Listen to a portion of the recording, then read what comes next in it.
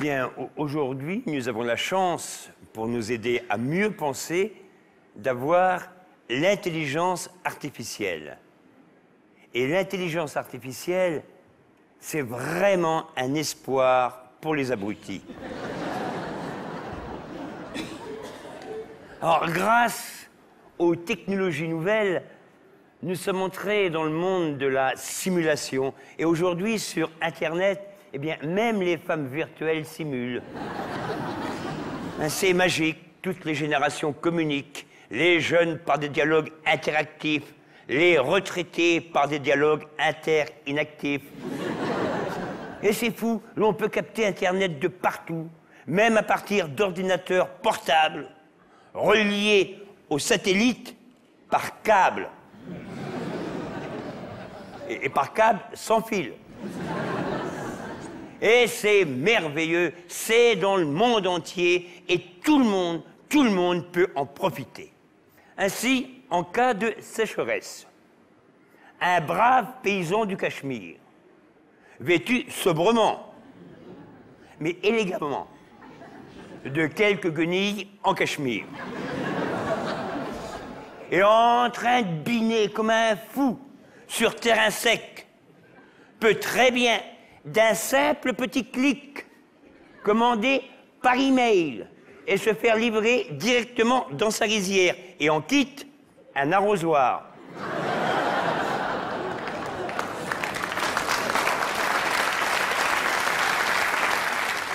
Et bientôt, on va pouvoir enfin vaincre la faim dans le monde avec, à l'écran, au menu, des repas virtuels. Bon, à condition, bien sûr, de ne pas s'empiffrer, sous peine d'attraper une cyberchiasse. Et la solitude est vaincue. Un brave berger berbère peut très bien, l'espace de quelques heures, envoyer paître chèvres ou moutons. Et l'ordinateur portable sous le bras, se réfugier sous sa tente, près d'un web, et sur le web, surfer dans un monde cyberberbère. Et le monde est devenu un village, enfin, un cyber-village, avec toute la chaleur d'un village sibérien. Alors, un Esquimau, bravant la difficulté de frapper sur un clavier avec des moufles, peut très bien tchatcher avec un pygmée dans sa case, à condition évidemment qu'ils aient tous les deux l'électricité. Alors imaginons le tchatch entre le pygmée Abdou et l'esquimau Mishka. Mishka, coucou Abdou. Fait frisquer ce matin. Abdou, et ça va pas Mishka? Il est presque midi et ça se voit bien qu'il n'est pas encore sorti. Mishka, pas du tout Abdou. Ça fait longtemps que je suis debout. Il fait jour depuis 3 mois. Et pour tous ceux qui dans le monde n'ont pas l'électricité, des experts internationaux lozériens viennent de trouver la solution informatique idéale pour les pays du tiers-monde. Ils viennent d'inventer l'ordinateur du pauvre, le cahier à spirale.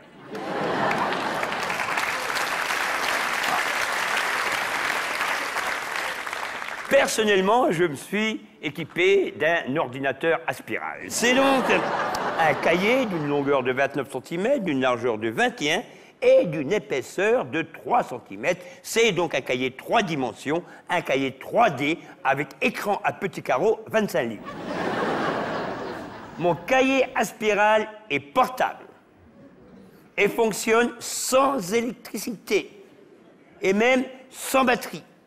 Il est donc d'une autonomie illimitée. Mieux, l'imprimante est intégrée et le papier fourni. Bon, l'utilisation est très simple. Quand je veux supprimer un texte, c'est pas compliqué, j'arrache la page. Et pour intégrer des images, c'est pas compliqué non plus. Sur la page à côté, je colle des photos. Et par une petite bidouille, j'ai gonflé artificiellement les performances de mon cahier. J'ai numéroté les pages.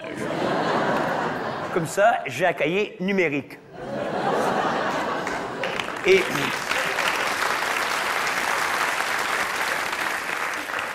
Et maintenant, j'ai mes antivirus, gomme, buvard et protège-cahier, pour lutter contre les taches de gras ou le fameux virus breton, la tache de beurre. Or, pour les sauvegardes et l'archivage, j'ai choisi comme périphérique une armoire normande rustique d'une capacité de stockage de plusieurs gigas. C'est-à-dire que concrètement, on peut y ranger 1024 cahiers, d'où quelques petits problèmes de chargement. C'est pourquoi j'attends avec impatience la sortie prochaine de l'armoire normande rustique portable. Alors, non pas avec CD-ROM incorporé, hein, c'est une armoire normande, donc c'est pas un CD-ROM, hein, c'est des Calva. Et actuellement, sur le marché de l'informatique, bon, point de vue qualité-prix, le cahier Aspiral est de loin l'ordinateur le mieux placé, surtout depuis qu'il est compatible Internet, et c'est un peu plus simple.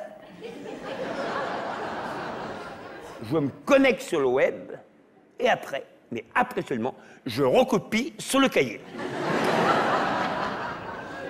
On voit donc qu'avec l'intelligence artificielle, Internet et surtout le cahier Aspiral, toute l'importance des technologies nouvelles et les enjeux du 3e millénaire sont là pour les pays riches, améliorer les autoroutes de l'information et pour les pays pauvres, eh bien, commencer par goudronner les chemins de terre.